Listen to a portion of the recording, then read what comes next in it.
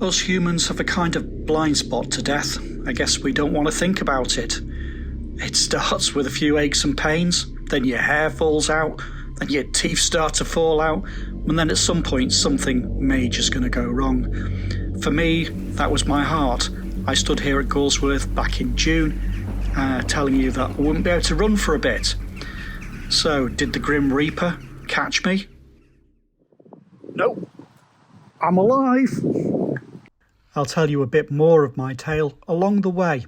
So today we're at Gawsworth near Macclesfield in Cheshire, and we're going to have a walk out past the church and Gawsworth Hall and then over the fields with some fantastic views to pick up the Macclesfield Canal and then head through to North Road. It's really beautiful. I hope you'll stick around, and if you're not already, please subscribe and click the notifications bell, and if you enjoy the video, please give it a like and tell your friends.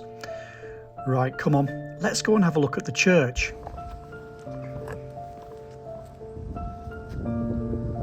This is St James's Church, really quite something. Built out of red ashlar sandstone, the oldest part dates to about 1430.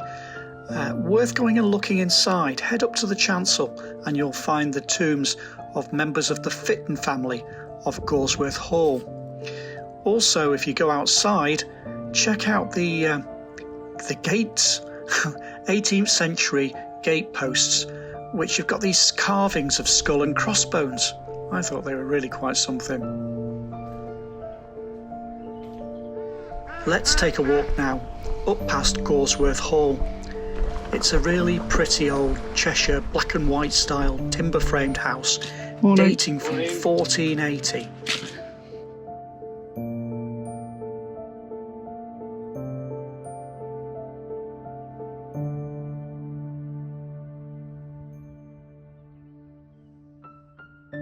Originally owned by the Fitton family, the hall was built to replace an earlier Norman house. The most famous resident was probably Mary Fitton, the so-called Dark Lady from Shakespeare's sonnets. Today the hall is owned by the Richards family, so it's still in private ownership. It is open to the public on occasion. I'll put some details in the description. Here's a statue of Prime Minister Robert Peel. So how did it get here? Peel supported the parks in Manchester and they put a statue up for him. But then the park got redeveloped and the statue was put in storage, and then the Richards family purchased it, and that's how it's here. We're going to go straight on now, over the fields to Woodhouse Lane, and then take a right and follow it all the way down to the valley to pick up the Macclesfield Canal. There's some absolutely beautiful views. We're looking across to our left out towards Sutton and Teg's Nose, and straight on we're looking up towards Croker Hill. And as we head across the fields, I guess now's a good time for a bit of a chat about my heart problems. Thank you so much to everybody who's reached out with your kind words and comments. It's much appreciated. And I will tell you the tale because it affects lots of people. So I believe the figure is something like, it's nearly 25% of people in their 50s are going to have some sort of heart problem. And so, yeah, it'd be useful for lots of people, I guess, to get the story. So what happened? Well, you may recall we were here at Gawsworth at the end of June. It's now the end of November. And so in June, I was here saying I wouldn't be able to run perhaps for a month or so because of my heart problem. I'd been in hospital with a suspected heart attack. Thankfully, it wasn't a heart attack. And unfortunately, on the day in the hospital obviously decided that it wasn't bad enough to just carry on and do all the investigations there and then. Instead, they referred me to the Rapid Access Chest Pain Clinic, saying it would take 2 to 3 weeks. It took 10. Unfortunately, after I got out of hospital, my condition deteriorated, and after a couple of weeks I was just in bed because I couldn't stand up. I was in so much pain, and this went on and on and on. Eventually I did see the cardiologist. They weren't sure whether it was an infection like pericarditis or whether it was angina, and so they do the tests to make sure, one being an echo and the other being a CT scan. So then I had to wait several more weeks for the scan, and then it was a couple of weeks after I had the test before we got the results, at which point things all speeded up. So what did the test results show? They showed two things. First, I had an echo which showed that I've got a bicuspid aortic valve. It's a congenital heart defect. You should have 3 flaps on the heart valve on the aorta, and 2 of mine are fused together. The problem with that being that it creates a turbulent flow in the aorta, I believe. I'm no expert. An increased pressure in the aorta, and the valve tends to fail when you're in your 40s or 50s. It can live a normal life with it, but they'll have to monitor that now for the rest of my life. But the other test, that really wasn't good. I had they do a CT scan which looks at your arteries to see how much calcium there is associated with plaque in your arteries. And most of my arteries were fine, apart from one of them, the main one, the lateral anterior descending, is it? It's the main coronary artery that supplies 65% of the blood to the heart. And just where it meets the aorta, it was blocked. So, who knows? A lifetime of eating pies. I have been 25 kilos overweight for large chunks of my life, with high blood pressure problems. I've also had sleep apnea probably my whole life. I'm treated for it now, but there have been years and years and years where I haven't been treated. And if you've got sleep apnea, you are eventually going to die of either a stroke or a heart attack. So anyway, it was blocked, so they immediately decided that they had to do something about it, and so they put a stent in.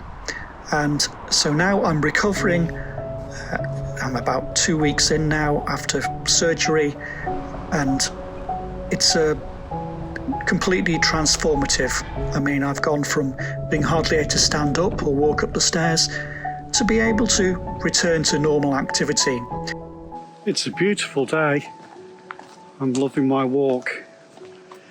We're just coming up on 3 miles now, so I'm going to follow the canal through Whitemoor and get off just before Bosley Locks. Obviously we've filmed at Bosley before. If you want to extend the route, of course you could carry on here all the way through to Congleton. Yeah, so we'll get off just before the Bosley Locks and head up to North Road and then back across the fields. It's lovely here, well worth a visit.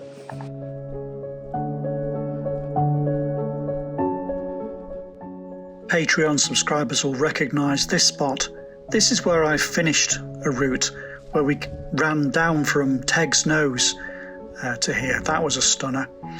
If you'd like to support us on Patreon, it would be greatly appreciated, obviously, and you do get access to loads more content.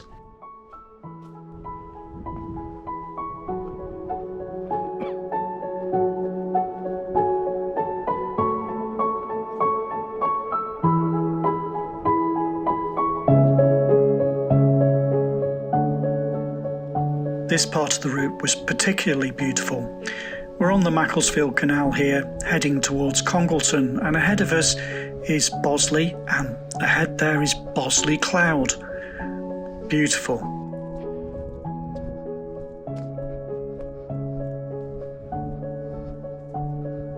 It's a quieter pace of life by the canal, and the people you meet are always so friendly. Apples.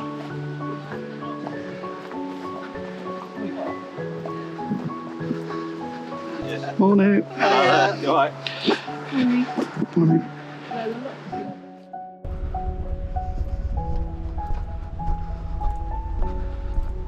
And we've reached Bosley Locks.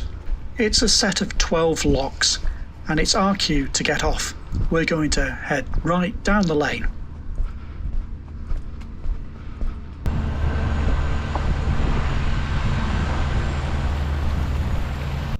I love a run on the canal, and there's just so much of it here to explore.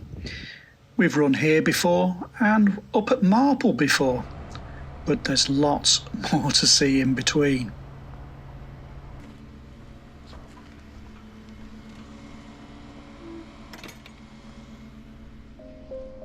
Just head down the lane here until you reach the railway bridge, but don't turn right along the road on Shallow Lane. Go straight on through the North Road estate. It was a particularly beautiful part of the route.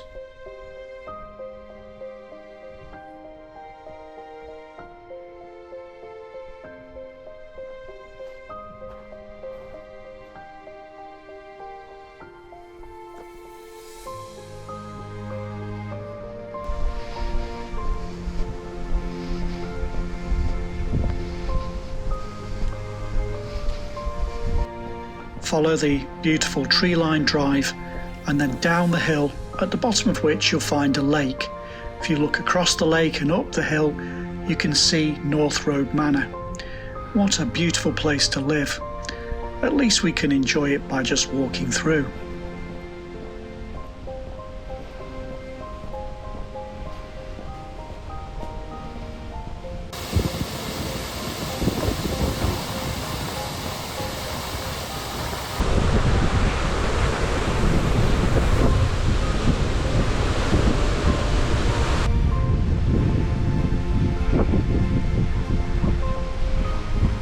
We're approaching North Road now. The footpath turns left away from this track and over the fields, and as you cross the fields you'll be able to see the church at North Road to guide you.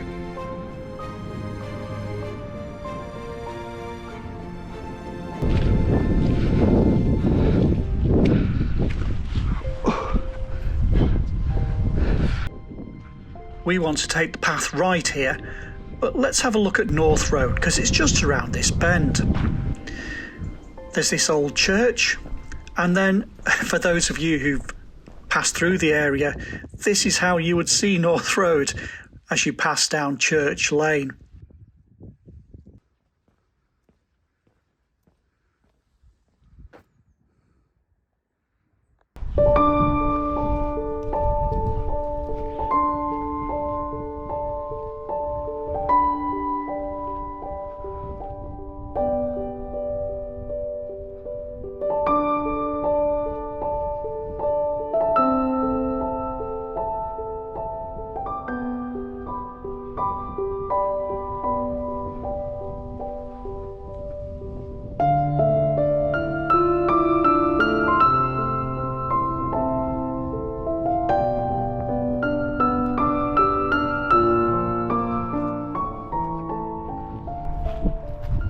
When we reach the road, we take a right, and then at the T-junction, take the path straight on, and that path takes us all the way back to our starting point.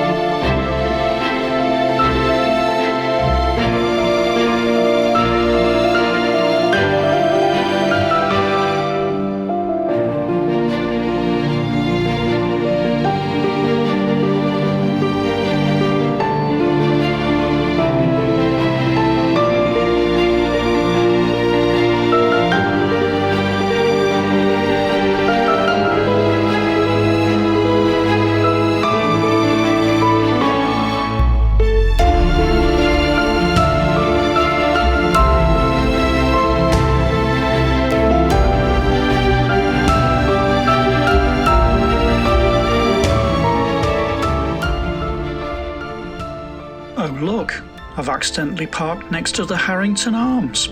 How did that happen?